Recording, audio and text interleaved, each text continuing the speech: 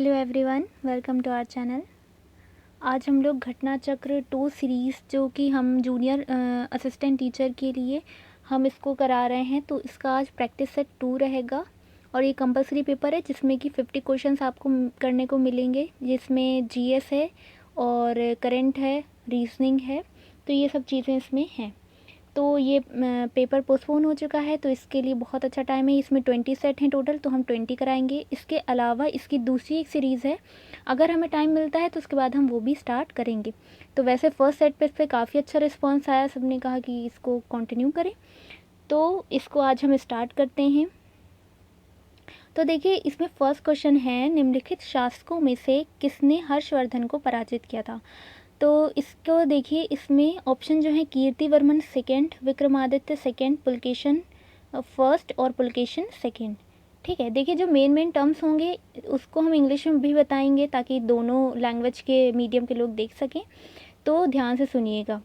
तो देखिए, इसमें है हर्षवर्धन की हार की बात है, किस शासक ने इसको हराया था। तो देखिए, इसमें पुलकेशन सेकेंड जो है, ऑप्शन नंबर डी वो राइट है।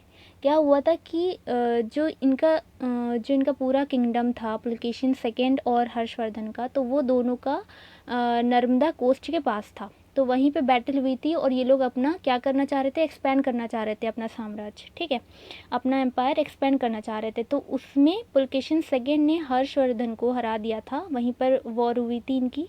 तो इसका जो हम लोग को ये चीज़ पता चलती है, वो कहाँ से पता चलती है, तो इसका एक आपने सुना होगा एहोल इंस्क्रिप्शन, यानी कि एहोल अभिलेख हिंदी में कहें तो वो किसका था, वो पुलकेशन सेकेंड का था। तो वो जब मिला तो उसमें इस वॉर के बारे में पता चलता है हमें उससे। और सेकेंड एक वेन सांग था, जो किसके टाइम पे आया था, हर्षवर्धन के टाइम पे आया था, आप लोग को पता होगा। और ये याद कैसे, देखिए दो आए थे चाइनीज़ ट्रैवलर, एक वेन सांग, एक फाहियान। तो देखिए, याद रखने के लिए एक ट्रिक है कि हा से ही ह्वेन सांग है और हा से ही हर्षवर्धन है, ठीक है। तो ये इस तरह से याद रख सकते हैं। तो ह्वेन सांग जो आया था, तो उसने एक ट्रैवलॉग लिखा था, उसमें भी पता चलता है कि ये वॉर हुई थी। पुलकेशन सेकेंड किसका राजा था, वो महाराष्ट्र का राजा था। तो यहाँ पर ये चीज़ें दो ये इंस्क्रिप्शन से और इसकी एक ट्रैवलॉग से पता चलता है कि ये वॉर हुई थी जिसमें पुलकेशन सेकेंड जीता था और हर्षवर्धन हारा था। तो अब पुलकेशन सेकेंड किस डायनेस्टी का था राजा, तो अगर ये आता है क्वेश्चन तो ये चालुक्य डायनेस्टी का राजा था। चलिए अब चलते हैं सेकेंड क्वेश्चन पे। सी यू की नामक यात्रा विवरण निम्नलिखित में से किससे जुड़ा है। देखिए, वही क्वेश्चन आ गया। तो ये सी यू की नामक यात्रा विवरण यानी कि ट्रैवलॉग जो है, ये किसका है, ये ह्वेन सांग से जुड़ा है, जो कि किसके टाइम पे आया था, हर्षवर्धन के टाइम पे आया था। और इसने पूरा इंडिया में ये काफ़ी टाइम रहा था, यहाँ पर 16 ईयर्स यहाँ पर रहा था इंडिया में।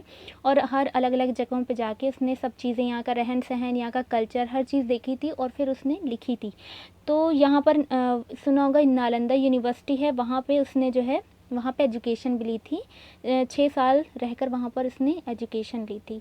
तो ये सब कुछ चीज़ें हैं जो कि ह्वेन सांग से रिलेटेड हैं।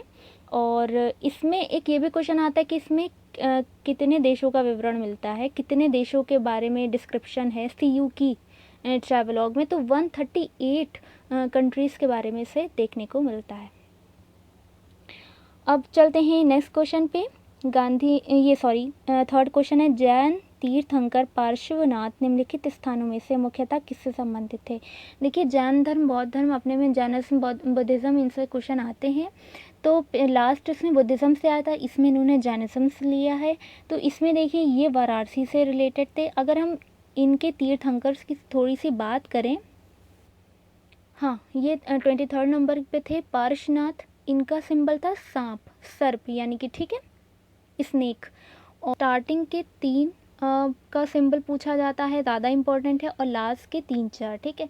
तो अगर हम स्टार्टिंग की बात करें तो फर्स्ट कौन थे, ऋषभनाथ थे, सबको पता है ऋषभनाथ। और आखिरी कौन थे, 24वें महावीर स्वामी थे। तो देखिए, अगर हम फर्स्ट की बात करें यानी कि ऋषभनाथ की बात करें, तो उनका सिंबल क्या था, बैल था, यानी कि ऑक्स था।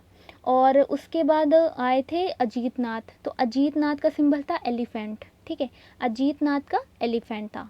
फिर 3rd नंबर पे थे संभवनाथ, इनका था सिंबल घोड़ा, यानी कि हॉर्स, ठीक है। तो फर्स्ट के 3 याद रखिए, ऋषभनाथ ऑक्स, इनका सिंबल था अजीतनाथ एलिफेंट, संभवनाथ घोड़ा यानी कि हॉर्स। उसके बाद लास्ट याद रखिए, देखिए मल्लीनाथ का पूछा जाता है, तो मल्लीनाथ का कलश याद रखिएगा, मल्लीनाथ कलश। और नेमीनाथ पूछा जाता है, एक देखिए नमीनाथ था, एक नेमीनाथ था, तो जो पूछा जाता है एग्जाम्स में ज़्यादा वो नेमीनाथ पूछा जाता है, जिसका सिंबल था शंख, ठीक है, यानी कि शेल। तो याद रखिएगा नेमीनाथ शेल यानी कि शंख। उसके बाद पार्श्वनाथ जो कि ये पूछे गए, ये 23rd नंबर के थे। पार्श्वनाथ इनका था सिंबल स्नेक। और महावीर स्वामी इनका तो सिंबल सबको पता है, सिंह यानी कि लायन था, ठीक है। तो ये इनके कुछ सिंबल थे और इसमें ये पूछा गया कि ये किससे रिलेटेड थे, तो ये वाराणसी से रिलेटेड थे वहीं। उसके बाद नेक्स्ट क्वेश्चन है, गांधी जी ने करो या मरो का नारा किस आंदोलन के समय दिया था। तो ये लास्ट सेक्टर में भी इससे रिलेटेड एक क्वेश्चन था।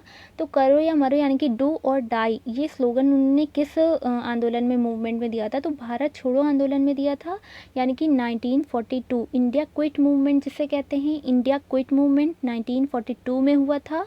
डू और डाई इनका स्लोगन था, ठीक है। और अगर हम चंपारण की बात करें तो ये 1917 में हुआ था। ईयर थोड़ा सा ध्यान रखिएगा, चंपारण जो हुआ था ये 1917 में हुआ था। असहयोग आंदोलन यानी कि नॉन कोऑपरेशन मूवमेंट ये 1920 में हुआ था, ठीक है, 1920 में हुआ था। उसके बाद सविनय अवज्ञा आंदोलन ये कब, ये सिविल डिसोबीडियंस था, ठीक है, इसको इंग्लिश में क्या कहेंगे, सिविल डिसोबीडियंस कहेंगे।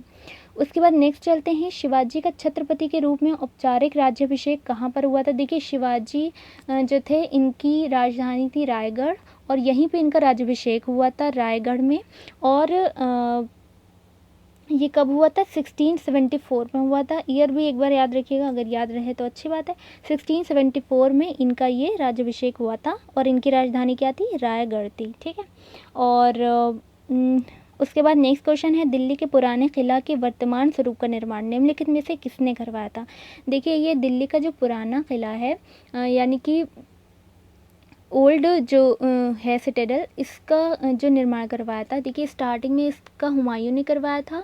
तो ये हमें पता चलता है कि उस टाइम कौन सा पीरियड चला था, मुग़ल पीरियड चला था, ठीक है, हुमायूं ने इसको बनवाया था। उसके बाद आपने सुना होगा हुमायूं की बैटल बहुत पॉपुलर जो हुई है वो शेरशाह सूरी के साथ हुई है, जो कि कहाँ का था, अफ़गान का किंग था, ठीक है, अफ़गानी था। शेरशाह सूरी के साथ हुमायूं की हुई है। और उसके बाद यहाँ पर बैटल ऑफ चौसा ये हुई थी। तो क्या हुआ था कि इसको फाइनली जो इसमें चेंज थोड़ा सा कराया था और फाइनली जो बनवाया था वो किससे बनवाया था, शेरशाह सूरी ने बनवाया था। तो बस ये याद रखिएगा कि क्योंकि हुमायूं हार गए थे बैटल में और उसके बाद शेरशाह सूरी का वहाँ पे था, तो उन्होंने 5 साल इन्होंने यहाँ पर अपना पूरा राज किया था, तो तब इन्होंने इसको बनवाया था, कुछ चेंजेस भी किए थे। तो ये पूछा जाता है जो अब हमें दिखता है, जो अब हमें किला दिखता है, यानी कि वर्तमान स्वरूप जो हमें दिखता है वो किसने करवाया था, वो शेरशाह सूरी ने करवाया था। अगर इनिशियली पूछे किसने स्टार्ट किया था तो वो हुमायूं ने किया था। तो ये दोनों का फ़र्क है। और ये दिल्ली में है, दिल्ली में, वहाँ पर दीन पना सिटी है, वहाँ पर है। इसके बाद नेक्स्ट क्वेश्चन है, भारतीय राज्यों पर अंग्रेजी प्रभुत्व स्थापित करने के लिए किसने प्रशासन में सहायक संधि प्रणाली का सूत्रपात किया। सबसे पहले तो ये समझे कि सहायक संधि क्या होती है प्रणाली। देखिए इसको इंग्लिश में कहते हैं सब्सिडरी अलायंस कहते हैं, ठीक है, सब्सिडरी अलायंस। ये कि जो अंग्रेज़ों ने यहाँ पर की थी उसमें उसमें वो ये क्या करते थे, उसमें वो अपनी मिलिट्री सर्विस देते थे, ठीक है, और कहते थे कि हम पूरा प्रोटेक्शन देंगे, मतलब राजा महाराजाओं के पास जाते थे और कहते थे हम प्रोटेक्शन देंगे और आप हमें शेल्टर दिए, ठीक है, रहने दीजिए आप अपने राज्य में। तो इस तरह से घुसते थे वो अंदर। तो ये उनका था पूरा जो सिस्टम, इसको कहते हैं सहायक संधि प्रणाली यानी कि सब्सिडरी अलायंस। तो ये इसमें है कि सबसे पहले किसने, अंग्रेज़ों में से किसने किया था ये, तो ये किया था लॉर्ड वेलेस्ली ने। तो ये आता भी है जानने के लिए कि जब वो मैचिंग वाले आते हैं तो उसमें पूछा जाता है सब्सिडरी अलायंस किससे रिलेटेड है, तो लॉर्ड वेलेस्ली से रिलेटेड है। तो फर्स्ट टाइम अंग्रेज़ों में लॉर्ड वेलेस्ली ने ये रखा था। और अगर यूरोपियन हम बात करें यूरोपियन, तो उसमें डुप्ले था एक, तो उसने किया था। तो ये भी ध्यान रखिएगा, यूरोपियन में डुप्ले था और अंग्रेज़ों में इंग्लिश में कौन था, लॉर्ड वेलेस्ली था। अब देखिए नेक्स्ट क्वेश्चन है, क्वेश्चन नंबर 8, बक्सर की लड़ाई के समय बंगाल का नवाब कौन था। देखिए लड़ाई जो हुई थी वो हुई थी मीर कासिम और अवध के थे शुजाउद्दौला और मुग़ल जो किंग थे वो थे शाह आलम टू। तो ये 3 थे और उधर हेक्टर ब्रिटिश की तरफ हेक्टर मुनरो था। तो ये तो हुई थी 1764 में हुई थी, हमने लास्ट उसमें अच्छे से एक्सप्लेन किया है। और इस टाइम लेकिन बंगाल का जो नवाब था वो कौन था ये पूछा जाता है, तो मीर जाफ़र था। तो कन्फ्यूज़ मत होइएगा, मीर जाफ़र उस टाइम नवाब था और जो बैटल में था वो मीर कासिम था। ठीक है, फिर है नेक्स्ट क्वेश्चन है, निम्नलिखित में से कौन poverty and un British rule in India का लेखक है यानी कि राइटर है। तो देखिए ये तो बहुत पॉपुलर है, poverty and un British rule, ये किसकी है, दादा भाई नौरोजी की है। और इनको क्या कहा जाता है, grand old man of India भी कहा जाता है। और अगर हम आईएनसी की बात करें तो सेकेंड सेशन के जो प्रेसिडेंट थे वो दादा भाई नौरोजी थे। ठीक है, सेकेंड सेशन के 1886 यानी कि, क्योंकि 1885 में WC बनर्जी थे, सेकेंड में दादा भाई नौरोजी थे, और थर्ड में बदरुद्दीन तैयब जी थे, और फोर्थ में जॉर्ज यूल थे। तो इस टाइप का कुछ सीक्वेंस था, तो याद रखिएगा दादा भाई नौरोजी से रिलेटेड था ये। तो सेकेंड आईएनसी के ये प्रेसिडेंट भी रहे थे और इन्होंने ये बुक लिखी थी। नेक्स्ट क्वेश्चन है, निम्नलिखित में से किसने नील की खेती के संबंध में चंपारण में महात्मा गांधी को आमंत्रित किया था। देखिए इसमें क्या हुआ था कि वहाँ पर नील की खेती जो चंपारण में जो पूरा मूवमेंट हुआ था 1917 में, उसमें बुलाया था महात्मा गांधी को राजकुमार शुक्ल ने, जो कि थर्ड ऑप्शन है। तो इसका राइट आंसर है। इसमें था क्या, इसमें अंग्रेज़ कह रहे थे कि जो भी लोग वहाँ पे थे उनका जो खेत होते थे उसमें उसका थर्ड पार्ट, ठीक है, 3/20 जो पार्ट होता था, जिसको हिंदी में कहते हैं 3 कटिया सिस्टम। ठीक, तो 3/20 पार्ट में इनको क्या करना होता है, नील की खेती करनी होती थी, यानी कि इंडिगो का कल्टीवेशन इनको करना होता था। तो ये फोर्सफुली करना होता था, ज़रूरी था, ये अंग्रेज़ों का वो था कि आपको कुछ करना होगा ना, तो उससे बहुत नुकसान हो रहा था उन लोगों को काफ़ी ज़्यादा। और क्या था कि बहुत ज़्यादा टैक्स वसूलने आते थे वो लोग, जो इसके थे पूरे अंग्रेज़ों की तरफ के, तो बहुत ज़्यादा टैक्स भी लेते थे। तो इन सब प्रॉब्लम से परेशान होकर राजकुमार शुक्ल ने महात्मा गांधी को वहाँ पे बुलाया था। तो उन्होंने क्या किया, उन्होंने सब देखा मैटर और समझा, और उसके लिए उन्होंने कहा कि इसकी पूरी जांच की जाए। तो उन्होंने जांच करवाई। तो अंग्रेज़ों ने जब वहाँ पर जांच पूरी करवाई तो उसके बाद फाइनली ये हुआ रिज़ल्ट कि जो भी वो टैक्स वैक्स लेते थे तो उसका 25% उसे वापस करना पड़ा लोगों को वहाँ पर। ठीक है, तो ये चीज़ एक फ़ायदा हुआ था। और ये एनसीईआरटी में बहुत अच्छे से बताया गया है। और इसमें यहाँ पर ये बताया इन्होंने कि जो पब्लिक के पास जो ये मूवमेंट करने की जो पावर दी गई है हमारे कॉन्स्टिट्यूशन के थ्रू, ये जो पावर दी गई है कि हम लोग जो है आवाज़ उठा सकते हैं अपने राइट के लिए, तो इससे हमें फ़ायदा मिलता है। तो ये बिल्कुल सही है। तो ये यहाँ पर लोगों की जो बात है, लोगों की यहाँ पर ये पावर वहाँ पर समझाई गई है, एक्सप्लेन की गई है एनसीईआरटी में, क्लास 6 के एनसीईआरटी में। तो वहाँ पर ये बहुत अच्छे से एक्सप्लेन किया गया है।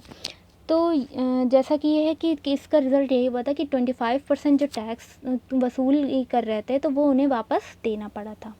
तो इसको 3 कटिया सिस्टम भी कहते हैं। तो ये पूरा था मैटर। उसके बाद नेक्स्ट है, भारतीय दलहन अनुसंधान संस्थान स्थित है। देखिए ये रिसर्च इंस्टीट्यूट भी पूछे जाते हैं, तो इस पर हम एक सेपरेट वीडियो बना देंगे, काफ़ी पूछे जाते हैं। तो जो दलहन यानी कि दालों की जो है, तो इसका रिसर्च इंस्टीट्यूट ये कानपुर में है। ठीक है, ये कानपुर में है। उसके बाद नेक्स्ट क्वेश्चन है, SEZ यानी कि विशेष आर्थिक क्षेत्र, SEZ says special economic zone जिसे कहा जाता है, ये नीति घोषित की गई थी। या नेक्स्ट ये रिपीटेड है, नेक्स्ट में भी पूछा, प्रीवियस पेपर में भी था ये क्वेश्चन। तो देखिए 1 अप्रैल 2000 में ये घोषित की गई थी। ठीक है, उसके बाद ये किससे रिलेटेड है, ये इंपोर्ट एक्सपोर्ट से रिलेटेड है। कहाँ पर, जो कोस्टल एरियाज़ होते हैं वहाँ पर कस्टम ड्यूटी जो लगता है उससे रिलेटेड है। तो उसके बाद नेक्स्ट क्वेश्चन है, भारतीय संविधान का अभिभावकत्व निहित है। देखिए अभिभावकत्व मतलब कि गार्जियनशिप होता है, मतलब तो यानी कि इंडियन कॉन्स्टिट्यूशन का गार्जियनशिप किसके अंदर आता है, तो ये किसके, सर्वोच्च न्यायालय यानी कि सुप्रीम कोर्ट के अंदर आता है, कि वही उसका प्रोटेक्शन करेगा, उसकी जिम्मेदारी है उसका। ठीक है, तो ये एक तरीके से गार्जियनशिप उसके हाथ में है, सुप्रीम कोर्ट की। इसीलिए क्या है, जुडिशरी हम लोग यहाँ क्या है, इंडिपेंडेंट है, वो किसी पे भी डिपेंड नहीं है। तो उसके बाद नेक्स्ट क्वेश्चन है, निम्नलिखित में से कौन सा भारत के संविधान द्वारा प्रदत्त 6 मूल अधिकारों में से नहीं। देखिए मूल अधिकार यानी कि फंडामेंटल राइट्स में से नहीं है। तो देखिए समानता का अधिकार, राइट टू इक्वालिटी, ये है फंडामेंटल राइट विरोध का अधिकार नहीं है, शोषण के विरुद्ध अधिकार यानी कि राइट अगेंस्ट एक्सप्लॉयटेशन, और धर्म की स्वतंत्रता का अधिकार यानी कि फ्रीडम ऑफ रिलीजन। इसका जो ये राइट है ये सारे तीनों है, विरोध का अधिकार नहीं है एक फंडामेंटल राइट। फंडामेंटल राइट की बात करें तो पार्ट 3 में आता है ये, और आर्टिकल की बात करें तो 12 से 35 फंडामेंटल राइट हैं, और उसमें यहाँ पर ये सारे इनके हैं। उसके बाद नेक्स्ट क्वेश्चन है, भारतीय संविधान के अंतर्गत निम्नलिखित में से किसे मूल अधिकारों का संरक्षक समझा जाता है। तो जो फंडामेंटल राइट्स हैं उनका प्रोटेक्शन किसकी जिम्मेदारी है, ऑब्वियसली जुडिशरी, इसमें आता है न्यायपालिका को। ठीक है, देखिए ऑर्गन जो होते हैं कॉन्स्टिट्यूशन के वो 3 होते हैं, कौन कौन से होते हैं, लेजिस्लेचर, एग्जीक्यूटिव और जुडिशरी। लेजिस्लेचर यानी कि जो रूल बनाता है, जिसे हिंदी में विधायिका कहते हैं। एग्जीक्यूटिव कार्यपालिका जो कि उसको एग्जीक्यूट करता है, एक्शन लेता है, काम करता है। और जुडिशरी क्या होती है, न्यायपालिका जो कि चेक करता है कि ये दोनों बॉडीज़ जो हैं प्रॉपर काम कर रही हैं या नहीं। तो ये मोटा मोटा ये चीज़ होती है।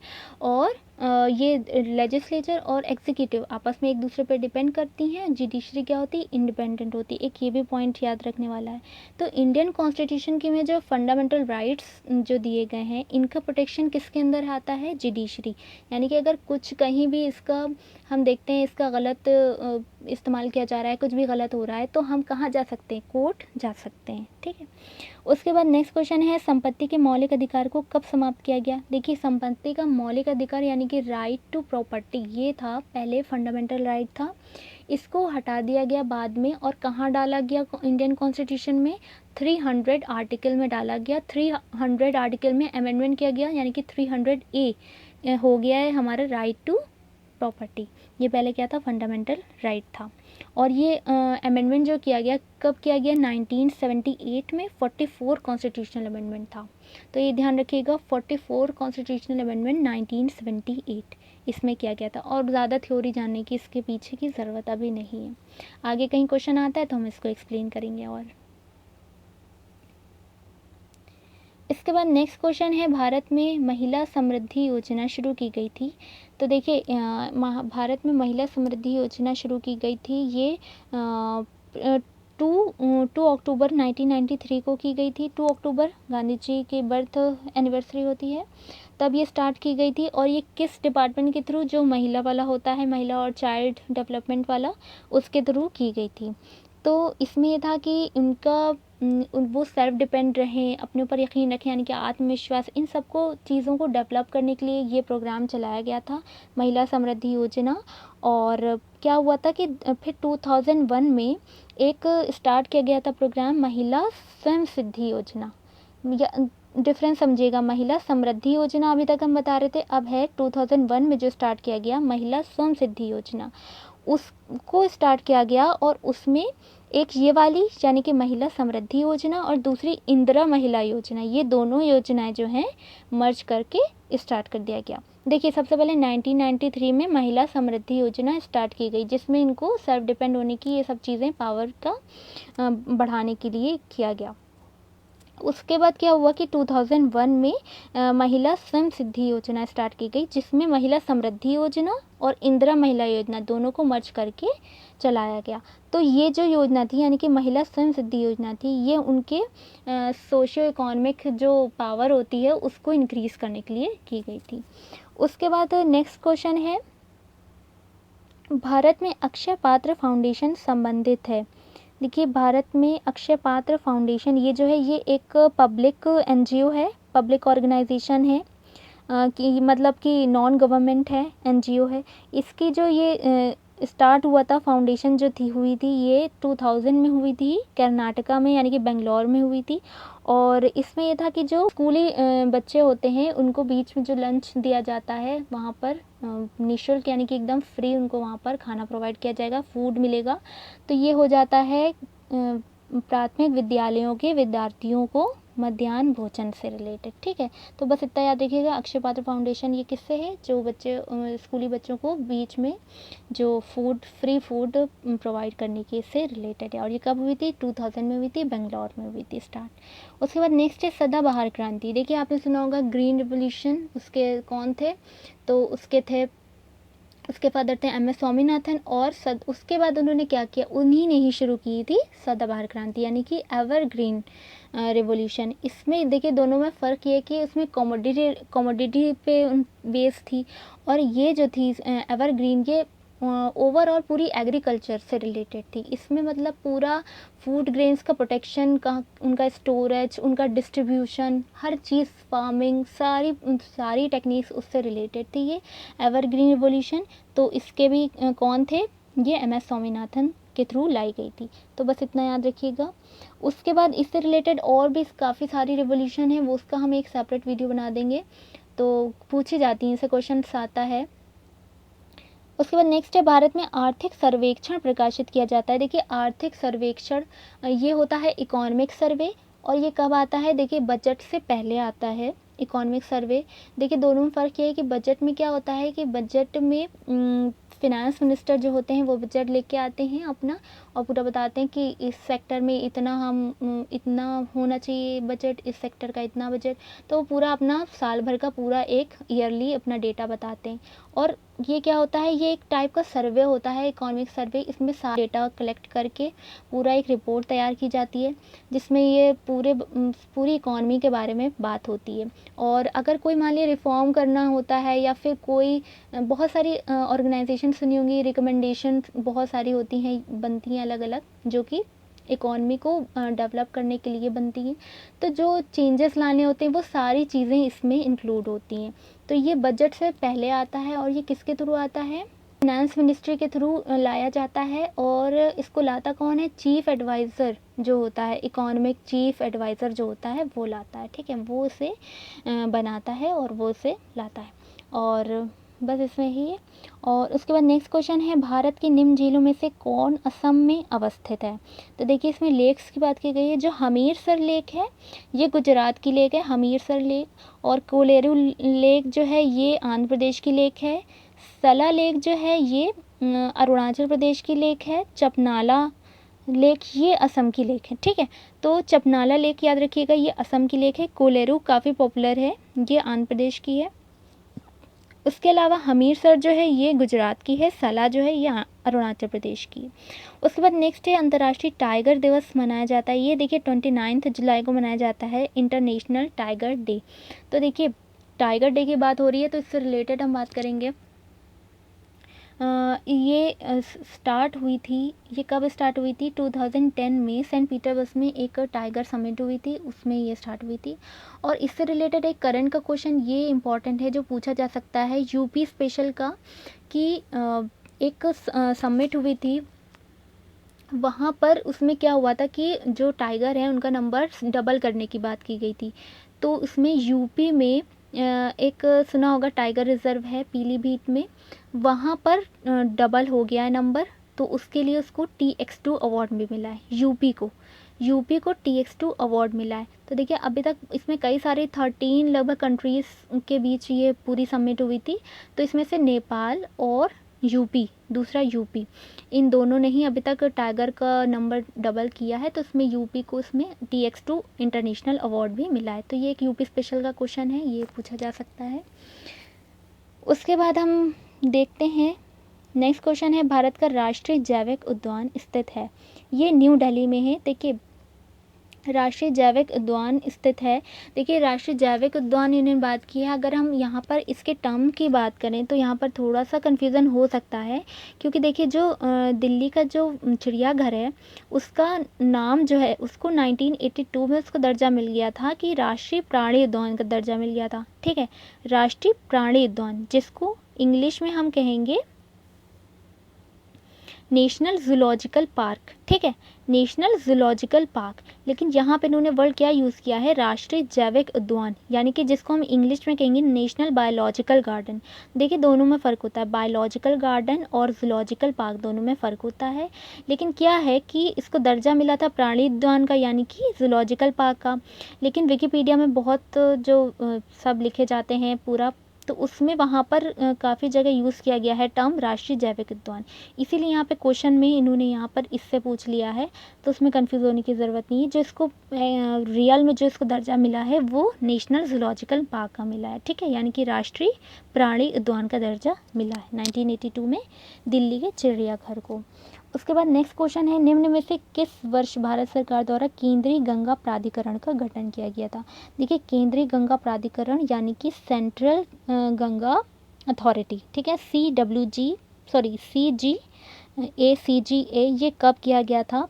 तो ये किया गया था 1985 में किया गया था, ठीक है। उसके बाद इससे रिलेटेड, तो ऑप्शन नंबर सी यहाँ पे सही हो जाता है 1985, ठीक है। और इससे रिलेटेड एक और, इस ईयर से रिलेटेड एक और है जो अगर हम याद करें तो शेड्यूल में जो हमारा शेड्यूल 10 है, यानी कि जो एंटी डिफेक्शन लॉ है, दल बदलू कानून, उसमें जो अमेंडमेंट किया गया था वो 10th शेड्यूल था। उसमें जो अमेंडमेंट किया गया था वो भी 1985 में ही किया गया था। तो यहाँ पर 1985 ईयर याद आया तो हमने सोचा उसको भी बता दें, तो ये याद रखिएगा।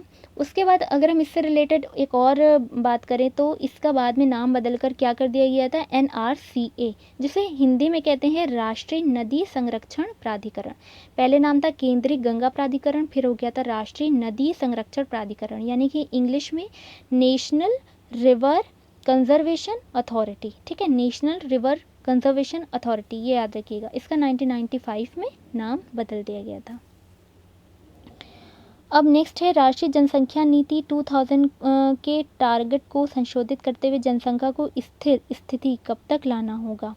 ठीक है, 2000 के अगर हम टारगेट करते हुए देखें, देखिए इसमें एक बात और कहना चाहेंगे, जैसे कि कुछ स्टूडेंट कह रहे हैं कि इसको रेगुलर करें, मतलब डेली डालें। तो देखिए डेली जल्दी जल्दी सेट सारे करके वो फ़ायदा नहीं होगा उतना। हम इसमें 2 डेज़ बीच में ले रहे हैं गैप, उससे ये होगा कि आपके 2 डेज़ खाली नहीं जाएंगे। जैसे आप 3rd डे ये हमारा प्रैक्टिस सेट देखेंगे, पढ़ेंगे, उसके बाद आप इससे क्या करेंगे, हमें यही क्वेश्चंस हमें रिपीट नहीं मिलेंगे एग्ज़ाम्स में, हमें इससे रिलेटेड पढ़ना है।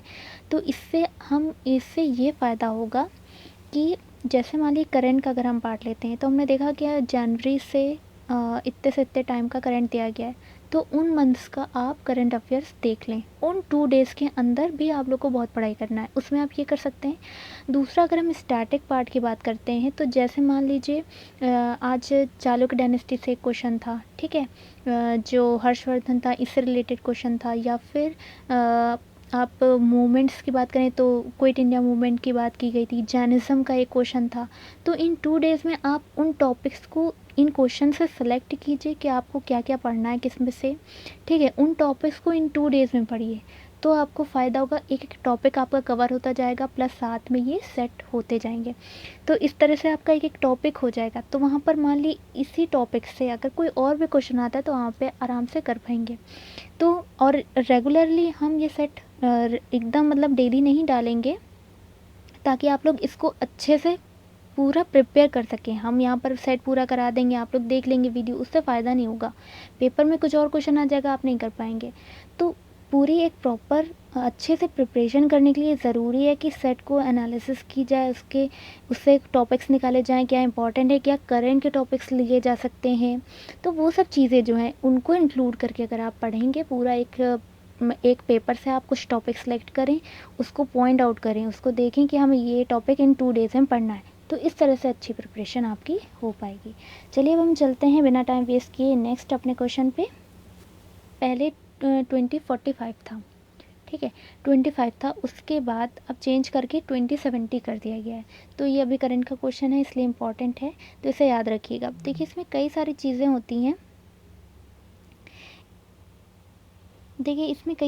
होती हैं, जो ये पॉपुलेशन, ये जो पॉलिसी होती है इसमें कुछ एक्शन लिए जाते हैं कंट्रोल करने के लिए, जो फ़ॉरेन यानी कि बहुत ही शॉर्ट टर्म एक्शन होते हैं, कुछ होते हैं मीडियम टर्म, कुछ होते हैं लॉन्ग टर्म। तो उसको एक बार हम बताना चाहेंगे। देखिए शॉर्ट टर्म में जो एक्शन लिए जाते हैं उनमें आता है जो प्रेग्नेंट वुमेंस होती हैं उनको प्रोटेक्शन, उनको हेल्थ के लिए जो काम उठाए जाते हैं वो उनकी ज़रूरियात पूरी करने के लिए, और जो चाइल्ड होते हैं उनकी हेल्थ के लिए प्रोग्राम्स बनाए जाते हैं उन पे।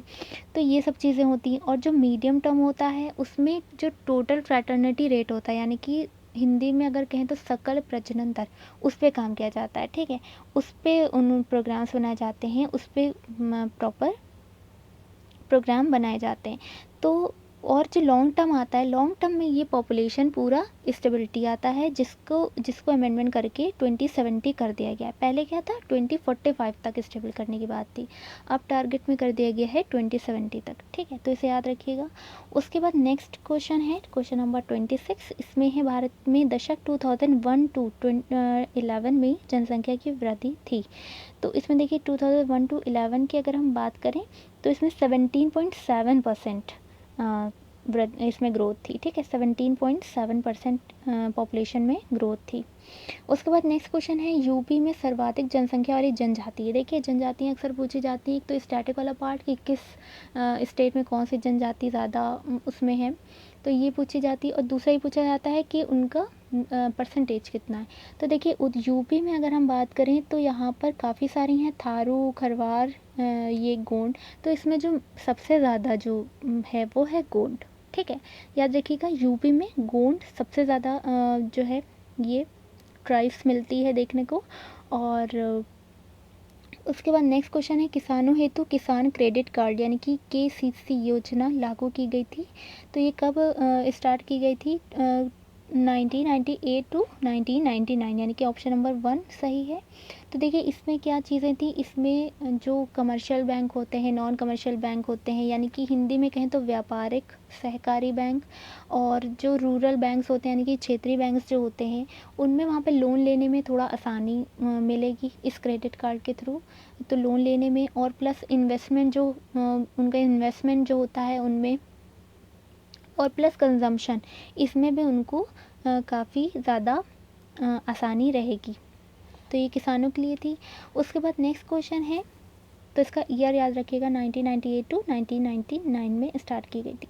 उसके बाद नेक्स्ट क्वेश्चन है 29, मुख्य बैंक 14 का राष्ट्रीयकरण हुआ था। देखिए कई बार ये हुआ है, नेशनलाइज्ड किए गए हैं बैंक। तो देखिए ये फर्स्ट टाइम भी पूछा जाता है कि सबसे पहले कब हुआ था। तो देखिए फर्स्ट टाइम हुआ था, असल में उस टाइम बहुत ज़्यादा प्रॉब्लम हो गई थी, सूखा पड़ गया था, इंदिरा गांधी का टाइम था, बहुत ज़्यादा इकॉनमी एकदम डाउन हो गई थी। तो यहाँ पर नेशनलाइज किए गए थे बैंक। तो उसमें फर्स्ट टाइम जो हुआ था 19 जुलाई को हुआ था, 1969 को, ईयर को याद रखिएगा, 1969 को फर्स्ट टाइम नेशनलाइज हुए थे बैंक। उसमें कितने 14 कमर्शियल बैंक थे। ठीक है, 14 कमर्शियल बैंक थे, उनको नेशनलाइज किया गया था। उसके बाद सेकेंड टाइम 6 बैंक थे, उनको नेशनलाइज किया गया था, वो 1980 में हुआ था। ठीक है, तो इसमें 14 बैंक पूछा गया, यानी कि फर्स्ट टाइम की बात कर रहे हैं, तो ये 1969 हो जाएगा ऑप्शन। ओके, उसके बाद सेकेंड टाइम 1980 में हुए थे, उसमें 6 बैंक नेशनलाइज्ड हुए थे। उसके बाद नेक्स्ट क्वेश्चन है, निम्नलिखित युक्तियों में से किसको मोटर गाड़ियों के इंजन को ठंडा करने के लिए, देखिए जो मोटर बाइक्स वगैरह होती हैं उनमें जब इंजन चलता है बहुत ज़्यादा हीट अप हो जाता है, तो उसकी गर्मी को रिमूव करने के लिए रेडिएटर लगाया जाता है। तो यहाँ पर ऑप्शन नंबर सी सही है। रेडिएटर का काम होता है कि हीट को उसको बाहर करना, निकाल कर, तो रेडिएटर लगाया जाता है। इसमें फिन्स होती हैं बहुत सारी, हम बहुत ज़्यादा डिटेल में नहीं जाएंगे। उसके बाद फर्स्ट ऑप्शन देखिए, इसके बारे में हम थोड़ा बताते हैं। पॉलीग्राफ जो होता है ये झूठ सच पता लगाने के लिए यूज़ की जाती है, सुना होगा मशीन होती है झूठ सच का पता लगाने के लिए, पॉलीग्राफ इसे कहते हैं। टरबाइन जो होती है वो आप लोग को पता होगा, ये पूरा मैकेनिकल एनर्जी, यानी कि इसको वो घूमती है, उसका व्हील जो होता है, तो मैकेनिकल एनर्जी किस में कन्वर्ट होती है, इलेक्ट्रिकल एनर्जी में कन्वर्ट होती है, टरबाइन का काम होता है। क्वाड्रेंट जो यूज़ किया जाता है ये एक तो नेवी में और दूसरा स्पेस साइंस में यूज़ किया जाता है, हाइट और एंगल मेजरमेंट करने के लिए। ठीक है, तो उसके लिए एक मशीन है क्वाड्रेंट, उसका यूज़ किया जाता है। उसके बाद नेक्स्ट क्वेश्चन है, मशीन गन का आविष्कार किया गया था। देखिए मशीन गन की अगर हम बात करें तो इसमें ऑप्शन नंबर डी सही है, जेम्स पकल के थ्रू किया गया था। ठीक है, मशीन गन का इन्होंने रिसर्च की थी, जेम्स पकल ने। अब हम थोड़ा सा और बात करें तो जेएल बियर्ड जो थे, इन्होंने टीवी का किया था रिसर्च, और टीवी का रिसर्च किया था। और ये जो कॉर्ल बेंस हैं, कॉर्ल बेंस ये याद रखिएगा, इन्होंने पेट्रोल के थ्रू चलने वाली कार का इन्होंने रिसर्च की थी, पेट्रोल के थ्रू चलने वाली, कॉर्ल बेंस इनका नाम है। उसके बाद नेक्स्ट क्वेश्चन है, ऊष्मीय आयनन यानी कि थर्मोनिक प्रिंसिपल होगा आई थिंक, थर्मोनिक प्रिंसिपल, इसका ये किसकी देन है, तो ये है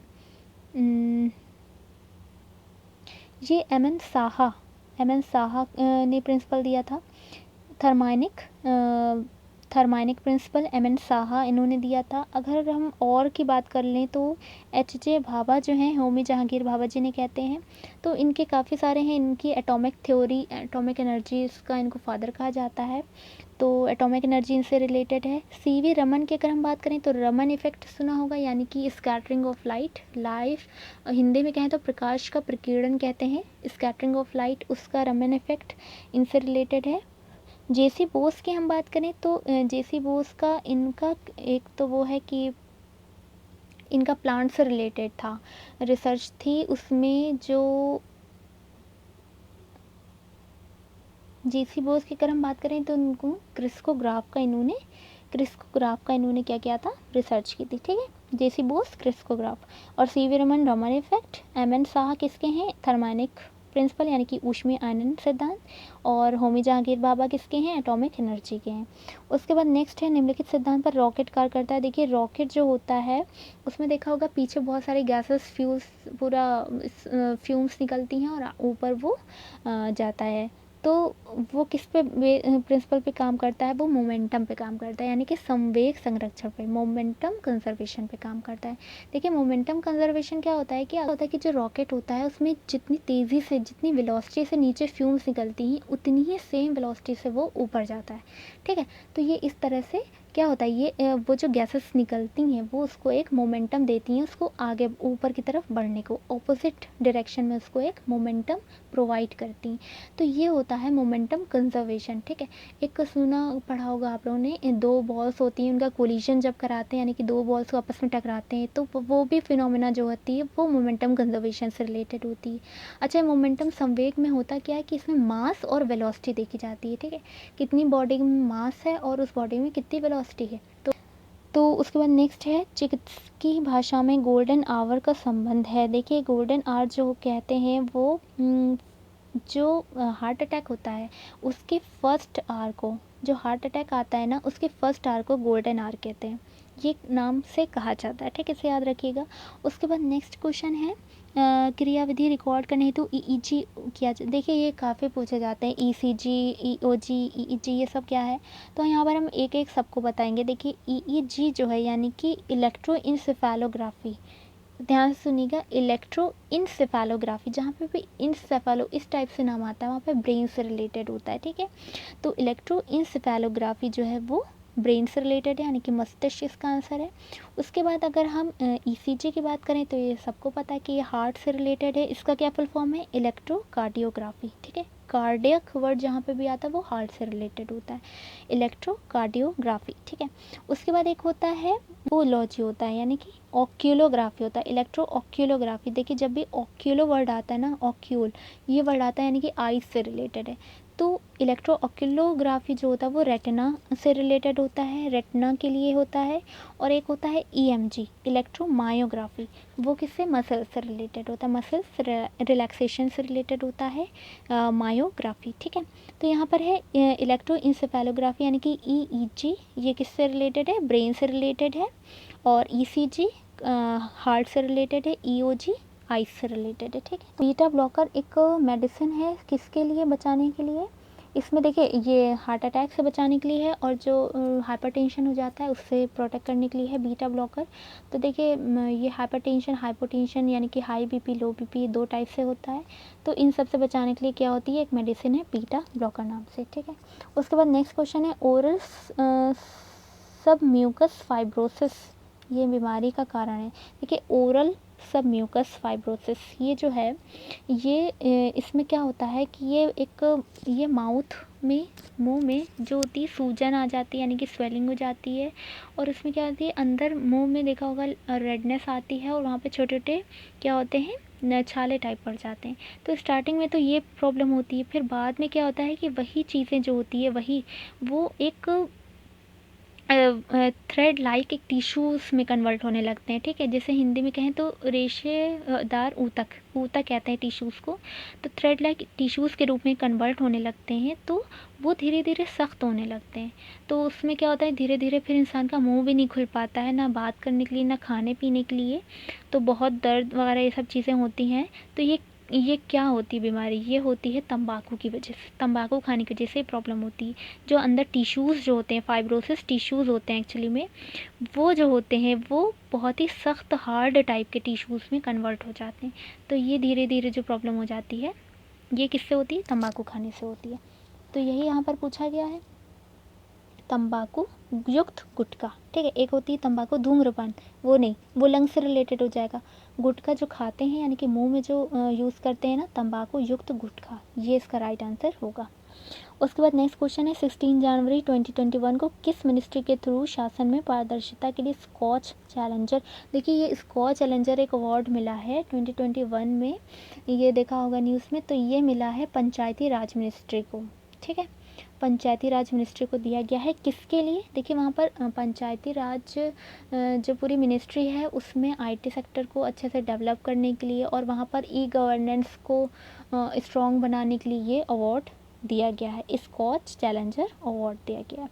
ठीक है, उसके बाद नेक्स्ट क्वेश्चन है, जनवरी 2021 में केंद्र सरकार ने किसे राष्ट्रीय स्वास्थ्य प्राधिकरण यानी कि NHA के नए मुख्य कार्यकारी अधिकारी के रूप में, देखिए NHA इसका फुल फॉर्म है नेशनल हेल्थ अथॉरिटी। ठीक है, नेशनल हेल्थ अथॉरिटी, इसमें कौन CEO बने हैं, तो इसमें है RS शर्मा। अब ये RS शर्मा कौन थे, ये आपने सुना होगा, ट्राई एक इंस्टीट्यूशन है जिसका टेलीकॉम रेगुलेटरी है। ठीक है, ये वाला तो टेलीकॉम रेगुलेटरी, इसके फॉर्मर चीफ थे RS शर्मा, इनको बनाया गया है NHA यानी कि नेशनल हेल्थ अथॉरिटी का CEO।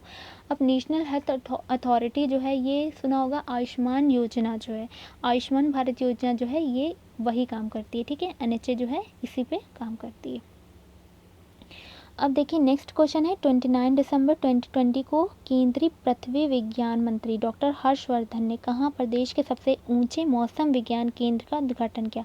देखिए देश के सबसे ऊंचे, क्या लेह मनाली ये सब चीज़, लेह लद्दाख ये सब चीज़ें आएंगी। देखिए लेह में ये किया गया है और ये डॉक्टर हर्षवर्धन जो हैं, इनके पास काफ़ी सारे मिनिस्ट्रीज़ हैं, जिसमें से एक अर्थ साइंस वाली है, इन्वायरमेंट है, तो ये काफ़ी सारे मेडिकल ये सब रिलेटेड है इनसे। तो हर्षवर्धन इन्होंने पहले एक उद्घाटन किया है सबसे ऊंचे मौसम विज्ञान केंद्र का, तो ये कहाँ पर है, लेह पर है। देखिए सुना होगा कि वहाँ पे बहुत ज़्यादा ठंड रहती है, तो वहाँ की एक एक एक्टिविटी को जानने के लिए ये ज़रूरी था। उसके बाद नेक्स्ट क्वेश्चन है, 25 जनवरी 2021 को देश भर में 11th राष्ट्रीय मतदाता दिवस यानी कि नेशनल वोटर्स डे मनाया गया। 2021 में इसकी थीम, देखिए आजकल डेज और थीम्स पे काफ़ी क्वेश्चन आते हैं, तो इसको ध्यान रखा कीजिए।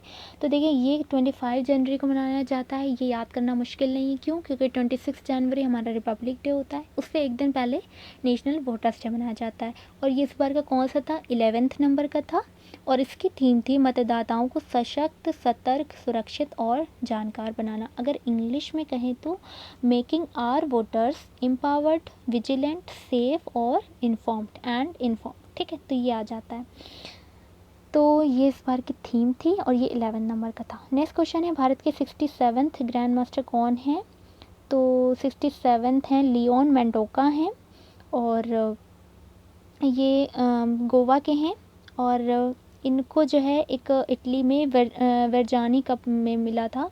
इसमें थर्ड और लास्ट नॉर्म ये जब इनको मिला था, लास्ट नॉर्म जीतकर ये 67th ग्रैंड मास्टर बन गए थे। ठीक है, इटली में वेरजानी कप में। ठीक है, ये याद रखिएगा। और किसके हैं, ये शतरंज के हैं यानी कि चेस के हैं, इसे याद रखिएगा। उसके बाद नेक्स्ट क्वेश्चन है, 31 जनवरी 2021 के मध्य किस मंत्रालय द्वारा वर्चुअल भारत पर्व 2021, देखिए जो क्योंकि अब कोरोना वायरस की वजह से बहुत सारी फेस्टिवल और समिट सब वर्चुअल हो रही हैं, तो ये इसलिए अपने में इम्पोर्टेंट हो जाती हैं। तो वर्चुअल जो इंडियन फेस्टिवल जो हुआ है वो किस मिनिस्ट्री के थ्रू किया गया है, तो ये किया गया है टूरिस्ट मिनिस्ट्री यानी कि टूरिज़्म, ये सी ऑप्शन नंबर सी सही है। तो ये किया गया है टूरिज़्म के थ्रू किया गया है, वर्चुअल समिट हुई थी। और इसमें कौन थे, देखिए जो टूरिज़्म और कल्चर के जो मिनिस्टर हैं, वो क्या नाम है उनका, प्रहलाद सिंह, इनको भी ध्यान रखिएगा। टूरिज़्म और कल्चर के मिनिस्ट्री के हेड हैं, क्या नाम है, प्रहलाद सिंह नाम है। ये थे, इनकी प्रेजेंस थी। और किसके थ्रू किया गया था, जो हमारे लोकसभा के स्पीकर हैं यानी कि ओम बिरला हैं, उनके थ्रू किया गया था। ठीक है, तो ये वर्चुअल हुई थी।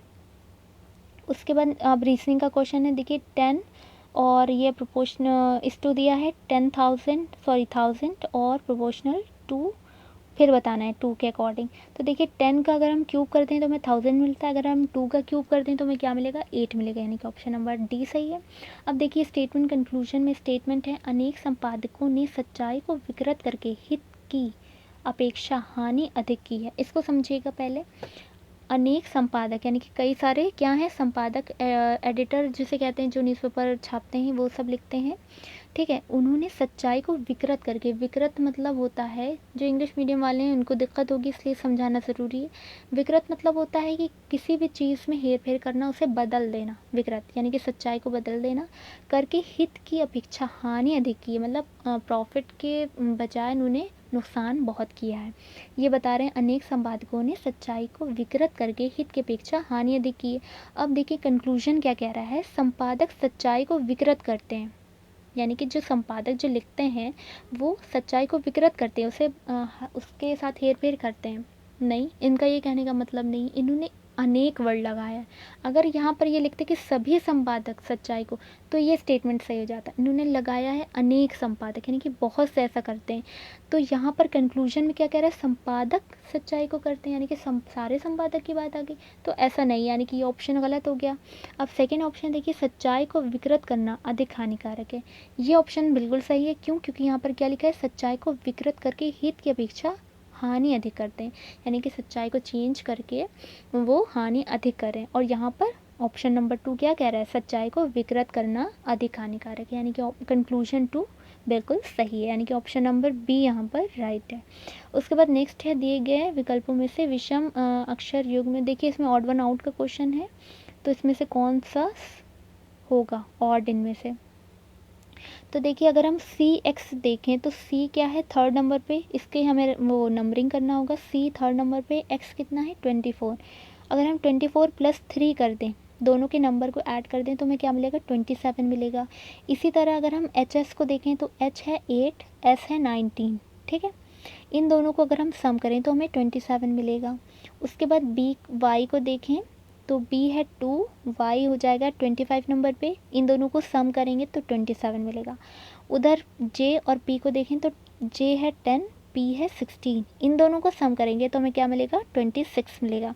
यानी कि ऑड कौन सा है, D है, JP। ठीक है, बस हमें ये देखना है, कोई ना कोई ट्रिक लग रही होती। उसके बाद नेक्स्ट है, बॉबी का जन्मदिन 5 जून सोमवार को है, उसी वर्ष पिंकी का जन्मदिन सप्ताह के किस दिन को आएगा, यदि पिंकी का जन्म 22 सितंबर को हुआ। देखिए इन्होंने क्या किया है, बॉबी का बर्थडे बता दिया है कि 5 जून मंडे को हुआ था। ठीक है, ये कह रहे हैं कि उसी साल, यानी कि उसी साल हमें जाना है सितंबर तक। 22 सितंबर को हुआ है, किसका, पिंकी का हुआ है। तो हमें बताना है कि उसका बर्थडे कब आता है, किस दिन आता है। तो देखिए हम क्या करेंगे, 5 जून से जाएंगे 22 सितंबर तक। कैसे जाएंगे, देखिए 5 जून, अगर हम जून का पूरा मंथ देखें तो हमें कितने डेज़ मिल रहे हैं, 25 डेज़ मिल रहे हैं जून में। 25 प्लस, अब हम सारे डेज़ क्या करेंगे, सम अप करेंगे। जून हो गया, फिर जुलाई 31 का होता है, 31 डेज़ ऐड किए, फिर जुलाई, फिर अगस्त भी 31 का होता है प्लस 31, फिर सितंबर आएगा, कहाँ तक जाना है, 22 तक जाना है। तो हमें 22 तक जब हम ऐड करेंगे तो ये टोटल आएगा 109 आएंगे डेज़, यानी कि 5 जून से लेकर 22 सितंबर तक 109 डेज़ हमें मिल रहे हैं। अब देखिए हमें 5 जून को पता है कि कौन सा दिन है, सोमवार है, यानी कि मंडे है। तो अब हम क्या करेंगे, सबसे पहले तो हम वीकली यानी कि 7 से डिवाइड कर देंगे टोटल डेज़ को। तो 109 को जब हम 7 से डिवाइड करेंगे तो हमें पता चलेगा कि हमें कितनी एक्स्ट्रा डेज़ मिल रहे हैं। ठीक है, कैसे, 7 से, क्योंकि एक वीक में कितने 7 डेज़ होते हैं, तो हम इसको 7 से डिवाइड करेंगे तो हमें वीक और कुछ डेज़ मिल जाएंगे। तो हम जब 7 से 109 को डिवाइड करेंगे तो हमें 15 होल वीक्स मिलेंगे, यानी कि पूरे का पूरा कैंसिल होगा 15 वीक से। उसके बाद रिमाइंडर जो आएगा वो जाएगा 4 डेज़। ठीक है, रिमाइंडर 4 मिलेगा, यानी कि 15 वीक्स पूरे पूरे मिल रहे हैं और 4 डेज़ हमें एक्स्ट्रा मिल रहे हैं। तो देखिए 15 वीक्स तो वो उस मंडे सबको मंडे उसी दिन होगा। ठीक है। 4 डेज़ जो है एक्स्ट्रा मिल रहे हैं, तो हम मंडे में 4 ऐड कर देंगे।